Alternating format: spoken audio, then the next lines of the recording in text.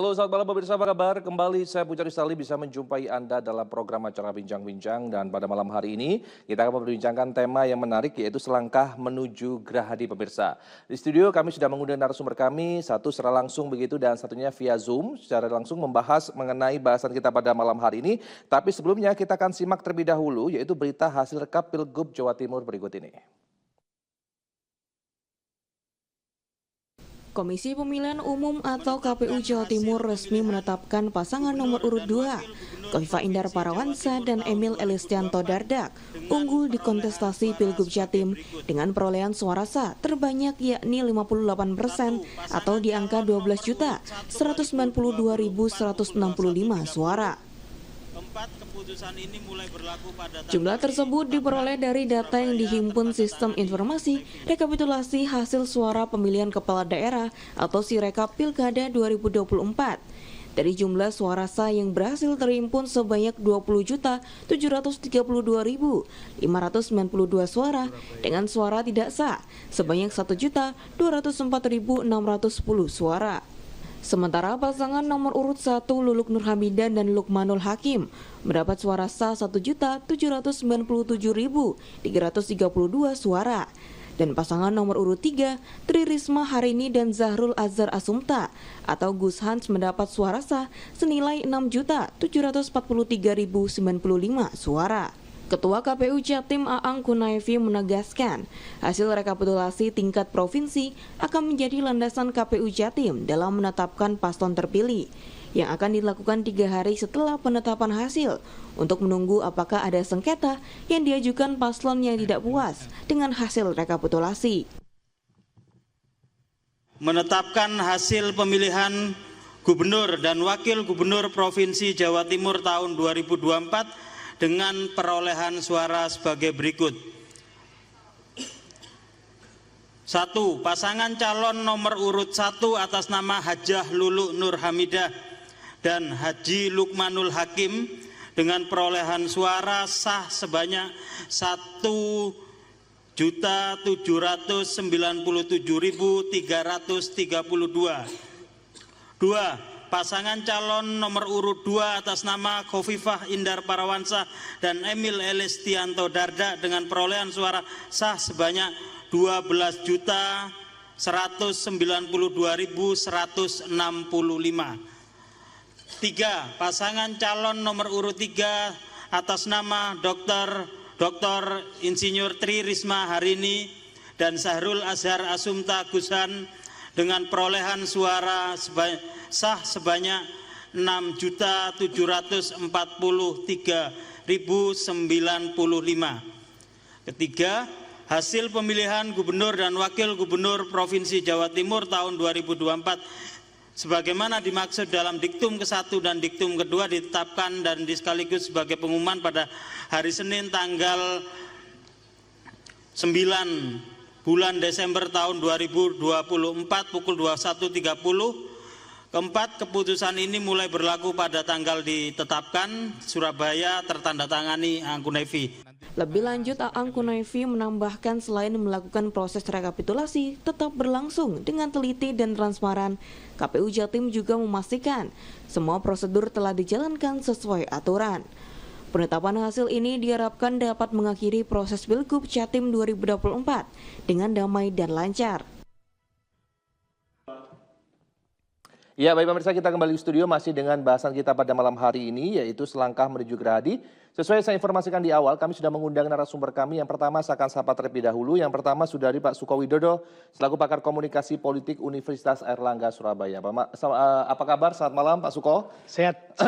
Suara saya agak bermasalah pada malam hari ini. Tapi oke Pak ya, malam hari ini sudah banyak sekali opini dan juga pendapat dari Pak Suko terkait mengenai bahasan kita pada malam hari ini. Tapi Pak Suko tidak sendiri, saya juga mengundang yaitu Pak Baihaqi Sirat selaku lembaga survei yang saat ini terhubung dengan kami via Zoom. Selamat malam Pak Baihaqi. Selamat malam Prof. Suko. Ya baik, senang bisa berbincang pada malam hari ini Pak Baihaqi. Nanti saya butuh pendapat Anda, tapi kita harus break dulu sejenak. Pemirsa Anda jangan beralih kemana-mana, kami akan segera hadir kembali tentunya setelah pesan-pesan berikut ini.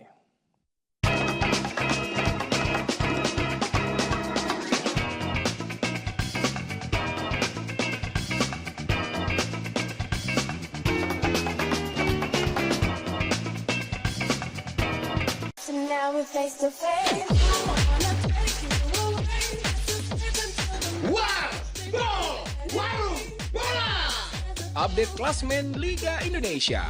Top skor dan pemain terbaik. Berita-berita seputar lapangan hijau. Kami sajikan dengan gaya khas untuk Anda. War, Gol, Warung, Bola. Warbo, setiap Kamis sampai Sabtu. Hanya di Cowpos TV. Hei tuan-tuan dan nyonya-nyonya, siap-siap diajak muterin spot kuliner paling hit, paling menyangin, dan pastinya paling wena. Bareng saya Juno Haha, dari Hidden Gems kaki 5, restoran kekinian sampai tempat makan legendaris, semua ada di sini. Jangan sampai FOMO, yuk tonton update Makan Wena setiap hari hanya di Jawa Pos TV. Update Makan Wena, Lola.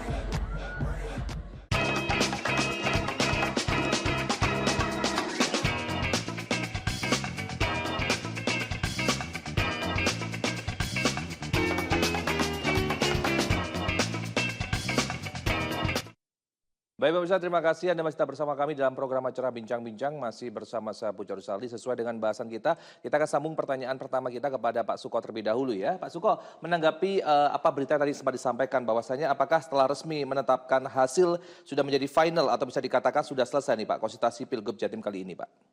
Ya, sampai tadi malam itu nasional itu MK itu dapat sekitar 275 kasus ya, kita mulai dari itu dan gubernur 15 termasuk di Jawa Timur yang didaftarkan tadi malam. Nah, apakah ini merubah atau tidak ya tergantung. Artinya yang bisa kita tangkap atas gugatan itu, kemudian kan penetapannya mesti harus menyelesaikan persoalan di MK, walaupun KPUD sudah menetapkan. Baik. Itu yang harus kita pikirkan. Nah, soal kebenaran yang mana tentu harus ada pembuktian proses-proses yang membutuhkan data-data kelengkapannya. Di luar misalnya prediksi. Tapi kalau menghitung angka selisih, karena sengketa itu biasanya akan dilayani itu kalau 0 di atas 20 juta pemilih itu sekitar 0,5%. Nah, keterpautan itu agak jauh dengan hasil di mana posisi nomor 2, Khofifah jauh lebih mengungguli angka itu. Tapi yang digugat adalah beberapa yang dianggap aneh semacam itu. Itu yang saya baca di media seperti itu. Nah, kalau kita berbicara sengketa ini kan menjadi hal yang biasa begitu Pak. Pada saat hitungan akhir biasanya sengketa akan muncul dari pihak-pihak yang mungkin boleh dikatakan kalah dalam hal ini begitu. Tanggapan Anda bagaimana menanggapi hal tersebut? Yang saya tangkap memang ini dari segi partai ya. PDIP karena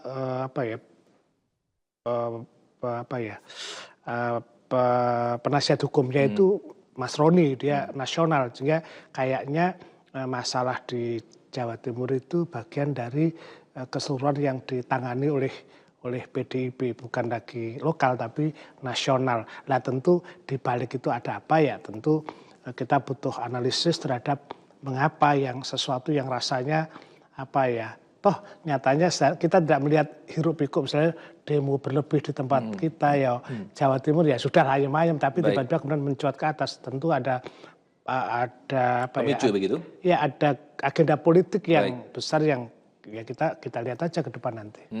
Dan kalau kita berbicara kembali Pak Baihaqi terkait mengenai apa yang sudah menjadi anggapan Anda pada saat awal kita pernah berbincang terkait mengenai pemilu kada Jawa Timur Pak Baihaqi. Ternyata ini sesuai begitu ya dengan apa yang sudah Anda prediksikan atau boleh dikatakan sudah sesuai dengan lembaga survei Anda begitu, bahwasanya Khofifah Indar Parawansa dan juga Emil Elistianto Dardak ini mengungguli dibandingkan paslon yang lainnya begitu. Tanggapan Anda silakan Pak Baihaqi. Memang sebelum pelaksanaan pemilihan kepala daerah, survei kami tingkat kemantapan pilihan terhadap Khofifah Indar Parawansa Emil Elistianto Dardak ini melebihi 50%. Artinya tatkala seorang calon kepala daerah kemudian tingkat kemantapan pilihannya sudah melebihi 50%, maka dengan cara apapun, digoyang dengan acara apapun, ini sangat sulit untuk dikalahkan. Itu kami sempat berbincang di Jawa Pos TV juga, kami juga mengemukakan yang seperti itu. Dan ternyata hasilnya hampir ya, presisi dengan hasil yang telah kami publis sebelum pelaksanaan dan setelah pelaksanaannya gitu. Tetapi ya ada permasalahan yang saat ini adalah masih ada sengketa di MK. Artinya memang di setiap pemilu kada bagi yang kalah biasanya mencari atau berjuang sampai di cara penghabisannya, artinya masih ada celah-celah ya, yaitu di akhir, yaitu MK. Tetapi yang saya lihat di beberapa media sosial yang dipermasalahkan adalah 3.900 TPS yang mayoritas perolehan paslon 03 itu ada 0. Tetapi juga ada di daerah-daerah lain seperti di Sampang, perolehan paslon 03 juga 100%. Jadi TPS tertentu yang seperti itu. Artinya memang secara keseluruhan memang yang mendapatkan 100% dari perolehan suara lebih di setiap TPS lebih banyak paslon 2. Tetapi paslon 03 juga ada di daerah-daerah tertentu seperti daerah Sampang.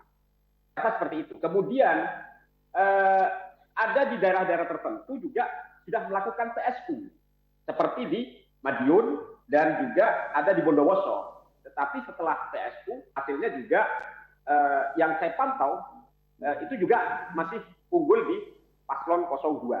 Artinya mungkin ini dari teman-teman dari tim paslon 03 baik, memang suatu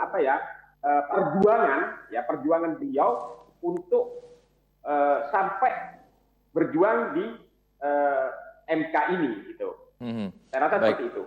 Baik, kita beralih ke Pak Suko. Pak Suko, pada saat ini menjadi sengketa di MK begitu, apakah menjadi suatu permasalahan yang sangat berarti begitu bagi pasangan calon, boleh dikatakan Khofifah dan juga Emil Dardak dalam hal ini, atau mungkin sambil lalu saja, memang menjadi hal yang biasa begitu dalam proses konsultasi yang sudah ada? Ya, kalau istilah perang itu gini Mas, kita bisa, saya boleh kalah perang, tapi tidak boleh kalah pertempuran. Artinya sebuah peralatan bisa panjang.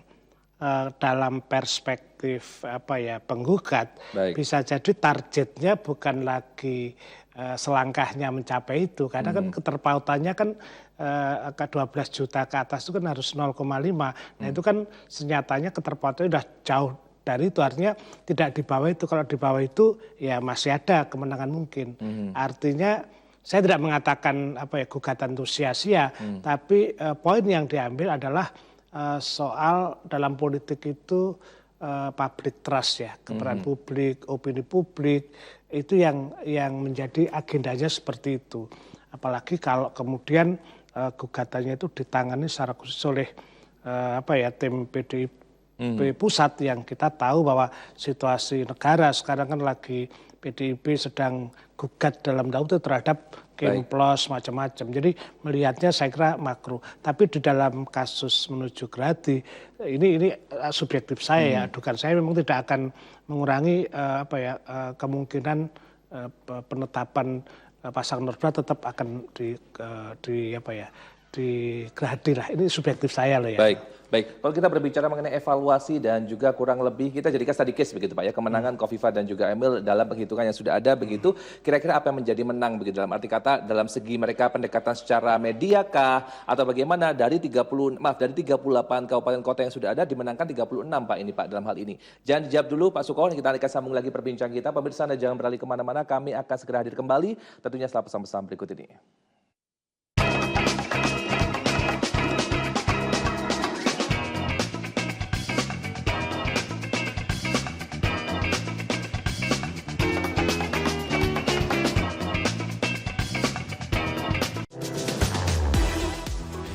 Deretan video lucu dan unik dari netizen yang viral di media sosial bakal bikin harimu lebih asik dan menarik.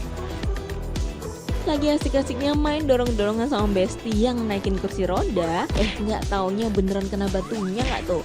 PJPK, viral jempol, viral kocak. Hanya di Jawa Post TV. Ya.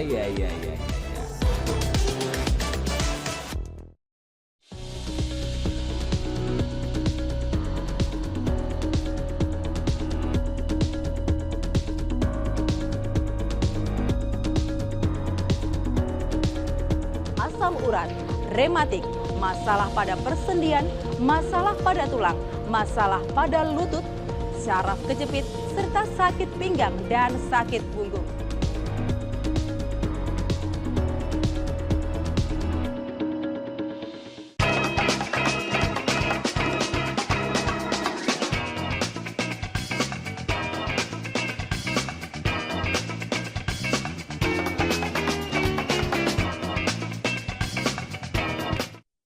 Pemirsa, menyambung perbincangan kita pada malam hari ini membahas mengenai selangkah menuju Gerahadi. Tadi saya sempat mengajukan pertanyaan kepada Pak Suko mengenai bahasan, kita mengambil contoh evaluasi dan juga study case yang sudah ada begitu.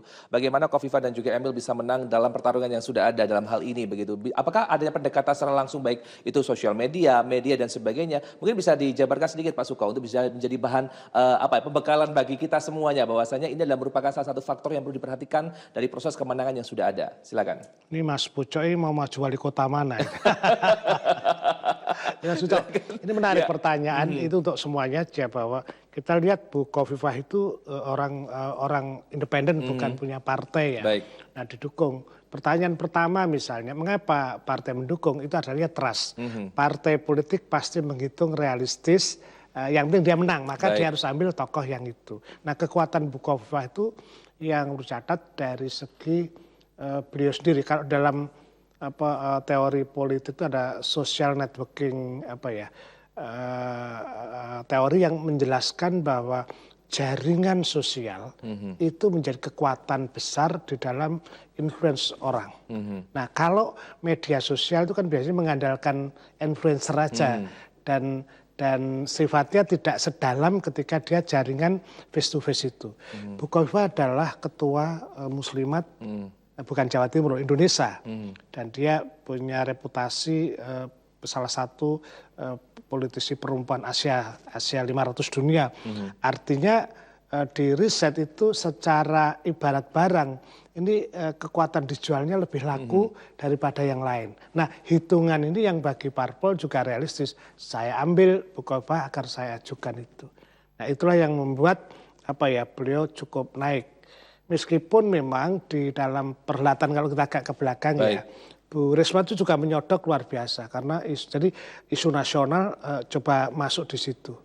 Tetapi secara real saya kira Bu Khofifah punya keuntungan jaringan sosial. Kedua beliau juga sebagai petahana yang 5 tahun lalu sudah hadir dalam ruang-ruang media sosial. Jadi seperti dulu saya pernah mengatakan ya ini tanpa tanding kalau maju karena sosial kapitalnya sudah cukup kuat Bu Khofifah itu. Baik, kita singkirkan dulu Mbak Lulu begitu ya. Saya coba untuk membandingkan, mengkompar langsung dengan Bu Risma begitu. Bagaimana pandangan Anda secara pribadi? Bagaimana Bu Risma bisa tertinggal jauh? Apakah salah untuk menentukan partainya, ataukah dukungan, atau bahkan tim suksesnya, atau bagaimana sebenarnya?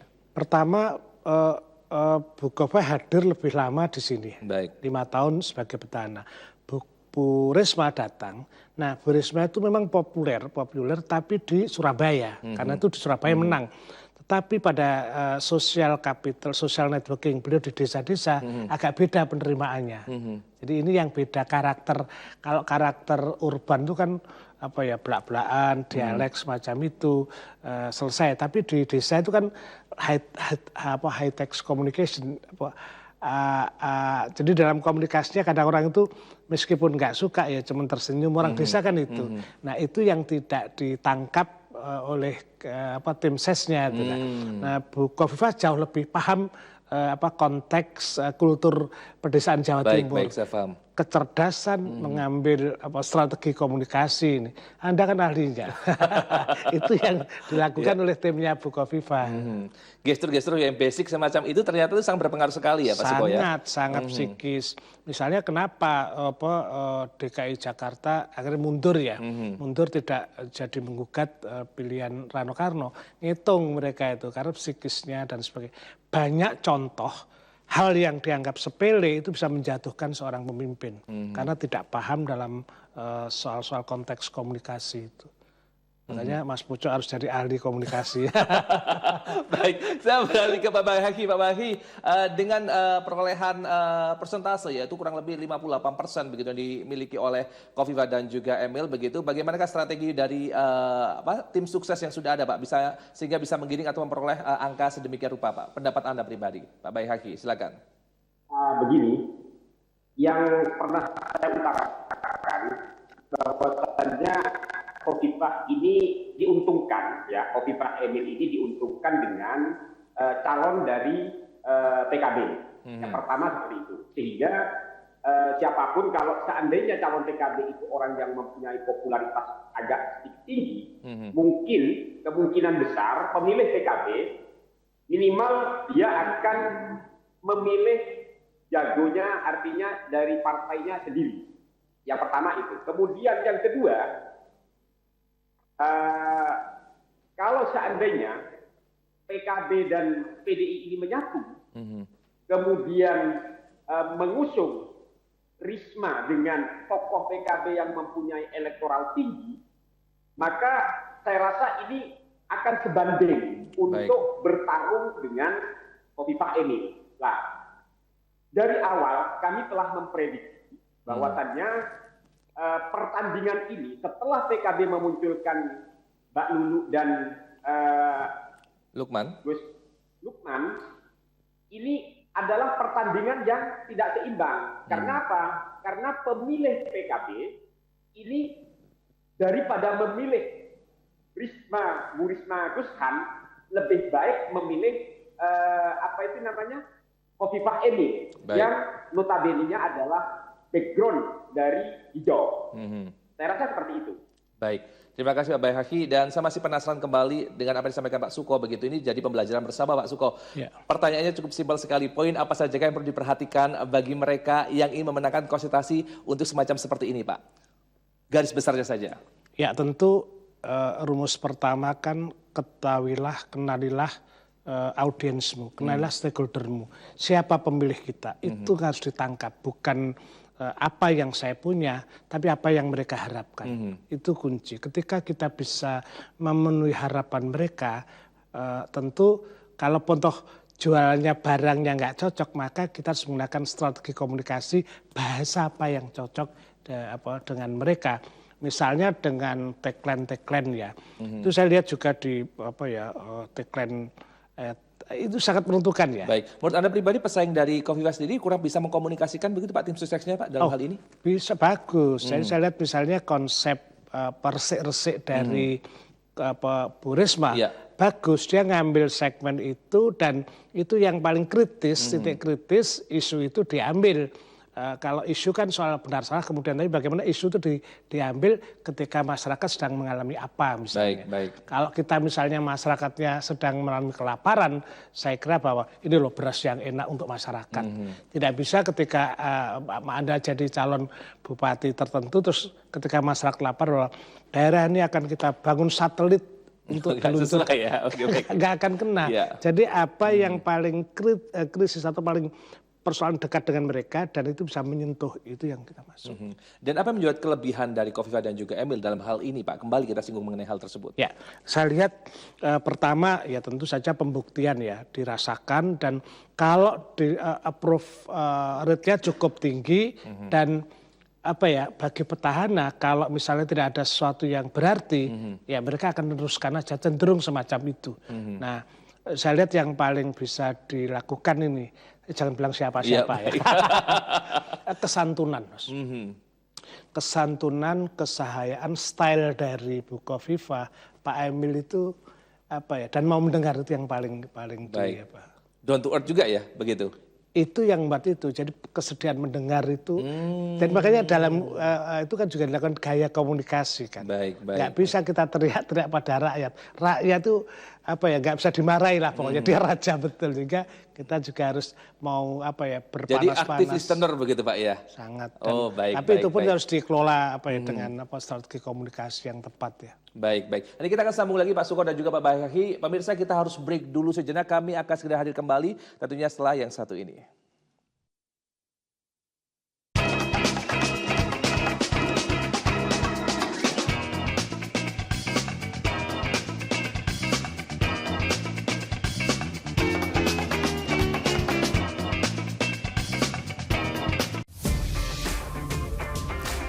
Saksikan program dialog mingguan yang membahas tentang serba-serbi dunia otomotif dari modifikasi, komunitas, hingga tips dari praktisi otomotif. Bincang Otomotif hadir setiap hari Jumat hanya di Jawa Pos TV. Bincang Otomotif, fueling your automotive passion. So now we're face to face.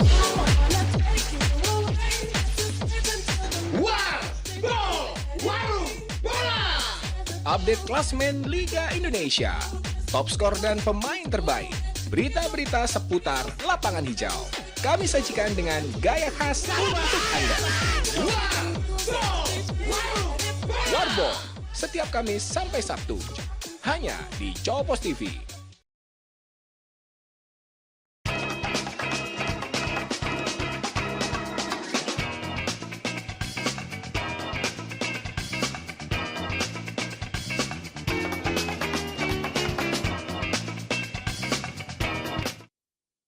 Baik, kita sambung lagi Pak Suko. Ini terkait mengenai kemunculan sosok Risma yang cukup mengejutkan hingga mencapai angka 6 juta suara ini, khususnya di Surabaya. Ini kan banyak sekali perolehan suara Bu Risma. Nah, ini bahkan lebih tepatnya, meski Khofifah sering kali berkampanye, boleh dikatakan masih belum bisa maksimal menarik hati warga Surabaya. Hasil survei lapangan seperti ini, seperti apa ini Pak, menurut pandangan Anda pribadi? Ya, pertama Surabaya itu hasil pileknya menempatkan PDI itu paling unggul, jumlah anggota dewan unggul, dan 3-4 kali pileg itu selalu unggul. Nah, itu membuktikan bahwa ini kandang bantengnya Jawa Timur itu ada di Surabaya. Tentu mendapat perhatian yang besar. Nah, frekuensi campaign yang dilakukan Bu Risma itu cukup tinggi, dan apalagi Bu Risma pernah sukses membawa Surabaya, memori orang masih kesan semacam itu. Melekat sekali ya, top of mind ya Pak ya? Ya, top mind-nya luar biasa. Tapi kan kita lihat berapa persen kan dari jumlah pemilihnya berapa yang datang kan juga tidak sampai Surabaya juga tidak terlalu banyak itu loh. Sehingga itu dilakukan itu. Tapi style itu misalnya tentu kan tidak bisa dibawa ke pedesaan. Kalahnya di situ. Jadi Bu Risma itu kita lihat terakhir stylenya ya, saya kan ngikuti perdebatan, biasanya keras tuh. Mencoba kalem itu loh. Melunak ya Pak? Iya, melunak. Ini sebetulnya bisa juga minus ya. Jadi karakter tuh jangan dirubah sebetulnya itu loh. Itu untuk menarik itu loh. Beliau lakukan perubahan, nah kadang-kadang positioning baru itu belum tentu pas dengan diri kita. Baik. Itu salah satu sempat terlewat Pak ya. Justru orang-orang benar berpikir kalau secara normal begitu kita berpikir bahwasanya ingin mencoba menyesuaikan apa keinginan publik atau masyarakat dengan mencoba mengesampingkan karakter personal begitu Pak ya. Tapi ternyata kali ini begitu itu bukan hal yang tepat begitu Pak ya. Yang saya pertama tadi ketahuilah audiens itu sebetulnya kalau kita melakukan itu ketepatannya, bukan kita terus ngikuti gaya mereka. Jadi misalnya dia boleh kita contoh Pak. Ambil contoh, jadi dia bisa kalau misalnya ada pencuri, layak atau kesalahan, pimpin itu boleh berak marah, diperlihatkan boleh.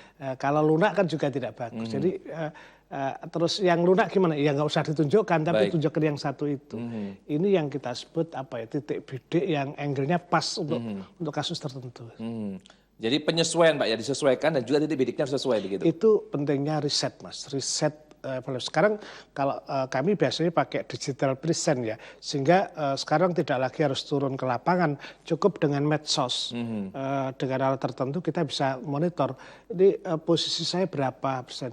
Saya sempat menghitung itu ya, berapa dan sebagainya. Itu kalau kita menggunakan metodologi lapangan dan digital, asal kita bagus, itu bisa dihitung. Sehingga seorang itu soalnya kalau maju, maka pendekatannya harus ilmiah, tidak asal. Bahkan pakai money politik pun itu juga harus, dasar risetnya juga harus benar. Oh, sampai seperti itu Pak ya. Jadi harus jelas dalam hal ini ya. Banyak PR-nya pemirsa kalau Anda 5 tahun ke depan akan mencalonkan diri begitu ya. Yang penting pendekatannya ilmiah lah, nggak bisa lagi mengandalkan dukun.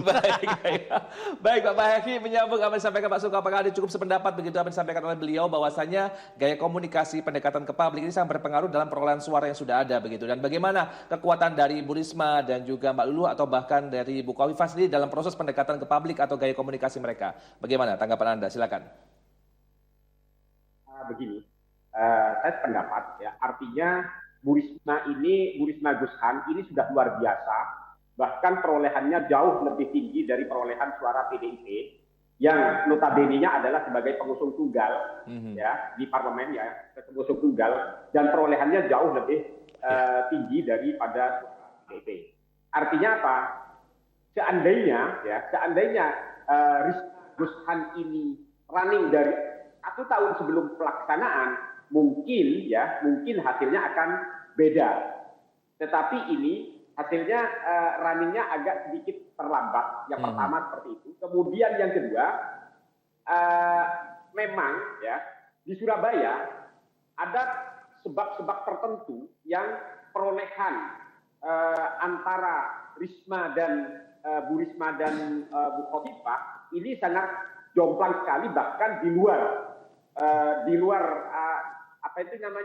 prediksi semua. Baik. Lembaga survei termasuk. Karena apa? Ada sebab. Pertama adalah terjadinya calon tunggal di kota Surabaya, sehingga menyebabkan ya calon tunggal yang notabene-nya adalah tokoh dari partai PDIP, maka dianggap dari perwakilan dari PDIP di kota Surabaya adalah Bu Risma. Ini yang menyebabkan suara Bu Risma di kota Surabaya yang sangat luar biasa. Baik. Bahkan melebihi dari suara PDIP jauh, bahkan 2 kali lipat dari suara PDIP. Saya rasa seperti itu. Baik, kalau kita mencoba untuk sedikit mengkomparkan dengan Bu Khofifah, Bu Risma dan juga Bu Khofifah. Seumpama kalau kita berbicara mengenai Bu Risma nih Pak ya, bagaimana bisa mengungguli Bu Khofifah atau setidaknya bisa memperoleh suara di atas dari suara yang didapatkan saat ini. Apa yang perlu dilakukan Pak dalam hal tersebut? Ya itu tadi yang saya katakan, seandainya di kota Surabaya ada kontestasi, tidak calon tunggal, mungkin perolehan Bu Khofifah akan beda. Artinya PDIP mencalonkan incumbent, kemudian dari koalisi dari koalisi KIM juga mencalonkan, maka perolehannya saya rasa akan berbeda. Saya rasa seperti itu. Tapi menyumbang berapa banyak Pak dari Surabaya sendiri sebenarnya Pak, jika memang dimaksimalkan untuk suaranya? Meskipun kalah, bisa saja seandainya perolehannya dimaksimalkan 55 sampai dan 45. Ini artinya tidak terlalu jomplang seperti ini gitu. Saya rasa kan seperti itu. Baik, terima kasih Pak Bayhaqi. Kita kembali ke Pak Suko. Pak Suko, kita berbicara layak dan tidak layak begitu. Menurut Anda pribadi apa yang menjadi kelayakan dari Bu Khofifah bisa kembali tampil di Gerahadi ini, Pak? Ya, pertama kalau kita melihat awal beliau dilantik dan kemudian ada kasus COVID, dia bisa lewati itu. Kemudian sejumlah reputasi yang dicapainya ya, angka-angka yang saya kira dipresentasikan cukup menjadi eviden untuk meyakinkan masyarakat. Itulah kenapa beliau bikin tagline maju berprestasi, artinya punya ruang itu. Kemudian bahasa yang dipakai tentang optimisme sebagai pintu gerbang itu bagian dari ketika membuat pikiran-pikiran itu sifatnya positif, dan itu biasanya petahana harus melakukan itu.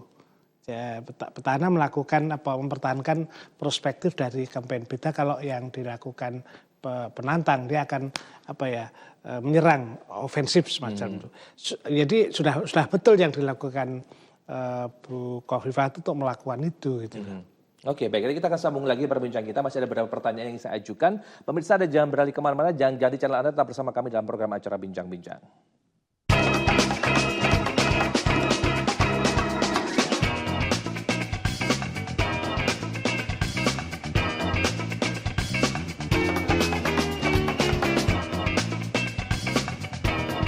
Mutiara Islam, tayangan religi membahas berbagai persoalan kehidupan di masyarakat dengan kajian dari sudut pandangan Islam. Mendapat jodoh, istri yang begini. Umumnya ya takdirmu nggak bisa diubah, ya wes, ya itu Bersama narasumber dan ustadz yang ahli di bidangnya. Saksikan Mutiara Islam setiap hari pukul 5 pagi hanya di Jawa Pos TV.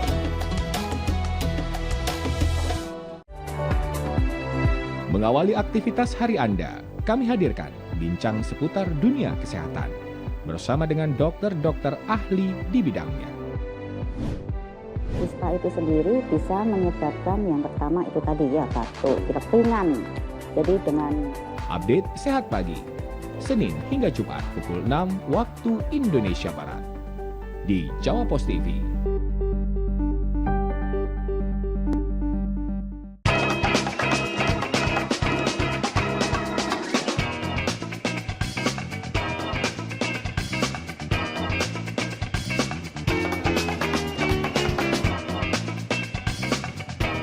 Baik pemirsa, tiba kita pada segmen selanjutnya di program acara Bincang-Bincang masih bersama saya Pucat Salim membahas mengenai selangkah menuju Gerahadi. Tadi sempat saya tanyakan kepada Pak Suko dan juga Pak Bahi terkait mengenai angka dan juga bagaimanakah kemungkinan besar begitu, bukan kemungkinan tapi lebih tepatnya potensi besar begitu bisa menyapa dengan cukup baik atau angin segar menyapa cukup baik begitu. Kofifa dan juga Emil sudah dijelaskan langsung oleh Pak Bahi dan juga ditambahkan oleh Pak Suko. Nah sekarang pertanyaan lanjutan Pak Suko, saya ingin mencoba bertanya meskipun tadi di awal sudah Anda sampaikan mengenai jawaban terkait mengenai gugatan yang sudah ada. Seumpama terjadi gugatan ternyata menang Pak terkait mengenai hal ini begitu. Nah pertanyaan saya, seberapa pengaruh perubahan hasilnya nantinya Pak? Saya sebenarnya nggak mau berandai-andai ya nih. Soalnya kalau politik berandai-andai bahaya juga.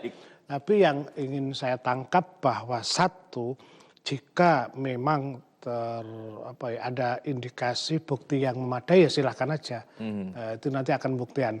Yang kedua, apabila kemudian dalam posisi pembuktian tidak cukup bagus, dia bisa menyerang image terhadap partai PDIP sendiri bisa jadi ya. Baik. Nah, tergantung sangat kuat nggak. Saya berharap bahwa ini bukan emosional karena tahu sendiri PDIP sedang mengalami itu dengan yang terjadi konflik-konflik secara nasional. Benar-benar bahwa gugatan itu didasarkan pada fakta yang menurut pengaju itu memang layak untuk dilakukan, bukan karena emosi. Jadi harus demikian. Dan seumpama jika terjadi pemungutan ulang kembali begitu Pak, apakah potensinya akan menjadi tetap sama begitu dalam arti kata? Biasanya MK simpel, misalnya diulang pun kalau nggak berpengaruh dianggap tidak biasanya. Ada banyak pengalaman semacam itu. Gitu loh. Baik, saya sambung ke Pak Bahi. Dengan pertanyaan yang sama Pak, ini kan gugatan sudah terdaftar di MK, jika nantinya ternyata gugatan ini dikabulkan dan harus pemungutan suara ulang, seberapa pengaruh nih Pak terkait mengenai perubahan hasil nantinya? Saya masih belum menemukan ya, artinya MK mengabulkan dengan selisih yang sangat jauh, yang seperti ini, saya masih belum menemukan, artinya keputusan-keputusan MK yang lalu, belum pernah ada yang mengabulkan TSN ini yang selisihnya sampai ratusan ribu ini, jutaan ini, mengabulkan. Karena MK juga akan, seperti yang telah katakan Pak Suko tadi, MK juga akan mempertimbangkan percuma kalau diadakan TSU. Kalau seandainya itu hanya dihitung juga tidak akan memenuhi persyaratan. Lantas kira-kira gugatan, ya baik Pak Bayahi, apakah menurut Anda pribadi gugatan ini semacam eksistensi saja Pak? Saya rasa seperti itu. Artinya hanya untuk menggugurkan suatu kewajiban bahwasannya regulasi pemilihan kepala daerah ini bisa masih ada regulasi yang paling akhir yaitu gugatan di MK setelah penetapan dari KPUD. Baik, Pak Suko menambahkan sedikit Pak. Ya, kita sedang problemnya belum selesai. Mestinya ada badan penanganan sengketa pemilu, tapi belum terbentuk sehingga larinya ke MK. Kalau itu terbentuk, mestinya ya lembaga itu yang menentukan sengketa. Jadi kita sendiri kan juga belum punya berkaitan dengan lembaga yang menyelesaikan soal pemilu. Sehingga larinya selalu MK. Nah kalau sekarang harus di 11 atau 12 Februari harus ditetapkan lantik sebagai bagian dari proses jadwal kenegaraan, ini 275 loh. Biasanya pengalaman ya sudah selesai langsung. MK pun juga bebannya juga karena hitungan waktu ya, dia harus mempercepat keputusan-keputusan itu. Karena apa yang diputuskan MK itu kayak final dan mengikat, sehingga itu yang buat MK no ya sudah no, yes ya udah kita aja. Nah ini kita coba belajar sedikit Pak terkait mengenai komunikasi politik Pak. Kalau kita sebagai mahasiswa begitu kita melihat bahwasanya bagaimanakah ada soal begitu. Bagaimana cara Anda atau strategi Anda untuk bisa mencoba untuk menggulirkan suara dari petahana yang sudah ada. Ini kan effortnya luar biasa Pak. Tapi lebih tepatnya ini kan menjadi satu tantangan tersendiri Pak. Effort yang sangat luar biasa dan juga challenging begitu. Ini kira-kira apa Pak muatan yang perlu kira-kira menjadi bahan konsentrasi. Mengingat petahananya ini kan sudah pandai dalam arti kata pendekatan ke publik, kemudian kemampuan komunikasi, terus bridgingnya juga sangat bagus luar biasa. Nah ini bagaimana Pak? Apakah effortnya sangat luar biasa atau kita sebenarnya harus melihat bahwasanya ini adalah kegiatan yang cuma sia-sia saja begitu pada saat kita mencoba melawan hal tersebut Pak? Data menjadi kunci dari perang politik. Nah data itu yang saya kira harus diulik dan mengambil data yang kritis, mengkuantifikasikan, dan memilih kata-kata yang menohok itu akan bisa menjungkalkan lawan. Misalnya dalam Obama dulu ya, ketika melawan petahana, dia cuma menyebut kata, ya nggak kayak kita. Misalnya pucok, suko, ya puso, ya nggak gitu. Mereka membuat ideologinya menjadi apa ya? Oh kita butuh perubahan. Makanya Obama selalu mengatakan bahwa kalau negara, atau Clinton ya nggak salah, kalau negara ini saya pimpin harus 3 hal yang kita lakukan. Change, change, and change. Keyword Pak ya? Ya keyword itu menjadi, itu yang disebut sebagai magic word. Dan itu apa sudah dilakukan Pak oleh beberapa paslon yang sudah ada sejauh ini? Setahu saya mereka tidak melakukan riset dengan sungguh-sungguh terhadap itu. Tidak memilih kata-kata itu ya mohon maaf asal gitu loh dan kadang-kadang singkatan. Apakah tidak meng-hire Bapak begitu atau bagaimana? Itu harus kita selesaikan secara adat. Karena menurut saya begini, tapi serius itu. Kalau kita punya biasanya kalau saya ngobrol sama klien itu, kita paparkan bahwa harga yang mahal adalah ketika Anda menetapkan merek Anda. Sehingga ketika merek itu diterima dan itu dicobakan, bagus itu ya baru masuknya gampang gitu. Kalau di bentul di singkatan kan juga sampai tagline itu tidak bisa dikritisi oleh orang lain, harusnya begitu. Mencari diminimalisir Pak ya sampai tidak dikritisi oleh banyak orang ya. Karena sejauh ini yang saya lihat hanya semacam singkatan begitu, akronim sambungan begitu Pak ya. Atau misalnya ya hal yang umum dan sebagainya. Sejauh ini belum pernah serius kandidat yang hitung itu. Padahal itu dalam konteks modern itu wajib. Apalagi Mas Pucok nanti jadi peneliti. Apakah Kofifa melakukan hal tersebut Pak? Mereka menganalisis tetapi saya tidak tahu, pasti punya lah masing-masing punya. Bedanya memang misalnya begini, siapa Pak Prabowo yang kita kenal kan naik kuda dengan gap. Tapi ketika kemudian konsultan itu kan mengalihkan stylenya menjadi gemoy misalnya. Jadi saya pernah menanyakan waktu di satu pertemuan dengan Pak Prabowo, mengapa Anda melakukan gemoy? Karena menurut saya gemoy itu menjadi menarik dan anak muda menyenangkan. Dan beliau menjawab saya nggak tahu, pokoknya saya gitu aja. Menurut saya ada penasihat untuk melakukan itu. Semakin disonding begitu Pak ya, semakin dikeluarkan bahasa itu berulang-ulang kali menjadi trademark sendiri begitu. Ya tadi kan saya sebut ketepatan, ketepatan untuk menempatkan itu di bagian yang disukai orang. Tetapi bagi untuk melawan incumbent petahana maka kita harus pelajari betul titik kritis apa dan suara publik. Di sini titiknya diketemukan. Pasti ada simulasi, diskusi dan sebagainya. Baik, kalau kita berbicara mengenai pemilih rasional dan juga agensi, bagaimana Pak dalam hal ini untuk bisa menentukan pilihannya? Apakah memang hampir sekian persen banyak, sebelum saya ke Pak Bayhaqi ya, dari sekian banyak persen begitu memilih Kofifa dan juga Emil atau bagaimana sebenarnya? Saya tanya pada anak muda, Anda pilih pilkada atau skincare? Milih skincare. Itulah kenapa kita butuh edukasi. Nah, meyakinkan anak muda bahwa skincare itu bagian kecil, pilih lain itu juga butuh bahasa, cara tertentu lah, sehingga dia asal tidak memilih gitu. Baik, Pak Bayhaqi, kita masih ada sedikit waktu. Saya butuh pendapat Anda Pak untuk Gen Z dan juga generasi muda lebih banyak keberpihakan suaranya kemana Pak di antara ketiganya nih Pak? Menurut data Anda? Memang untuk hasil kami ya, ini kalau anak-anak muda artinya Gen Z ini hampir seimbang, tetapi lebih cenderung ke paslon 02. Alasannya, Pak? Karena di situ lebih tertarik dari wakilnya, Emil. Oh, baik. Alasannya kenapa memilih Emil itu karena dia menganggap ganteng dan cerdas. Hanya itu jawabannya. Baik. Sebenarnya begitu ya. Ganteng dan cerdas begitu. Baik, kita ketika tanda koma dulu. Nanti kita akan masih menyisakan satu segmen. Pemirsa, Anda jangan beralih kemana-mana. Tetap bersama kami dalam program acara Bincang-Bincang.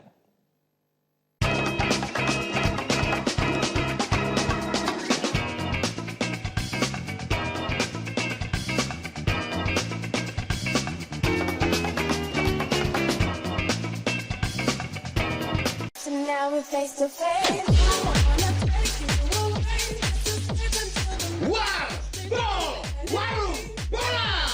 Update klasmen Liga Indonesia, top skor dan pemain terbaik, berita-berita seputar lapangan hijau.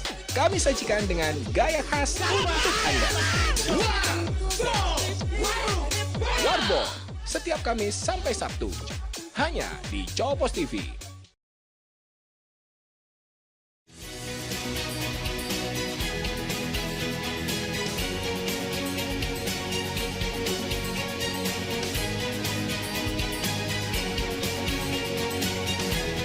Sifa, herbal berkhasiat tinggi yang sudah terbukti dan tidak diragukan lagi manfaatnya. Tunggu apa lagi? Segera sembuhkan penyakit yang Anda derita dengan minum Pro Sifa.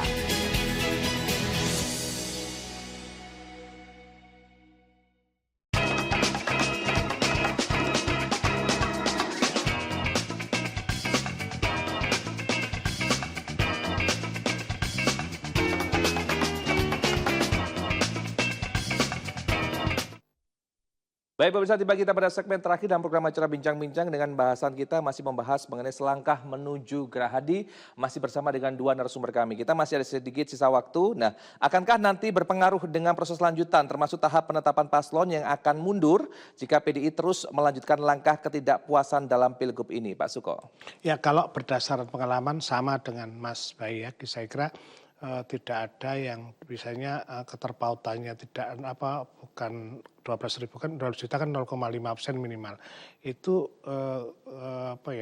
lebih di atas itu. Jadi saya kira peluangnya memang relatif kecil ya untuk tidak mengatakan tidak mungkin ya. Itu saya lihat seperti itu.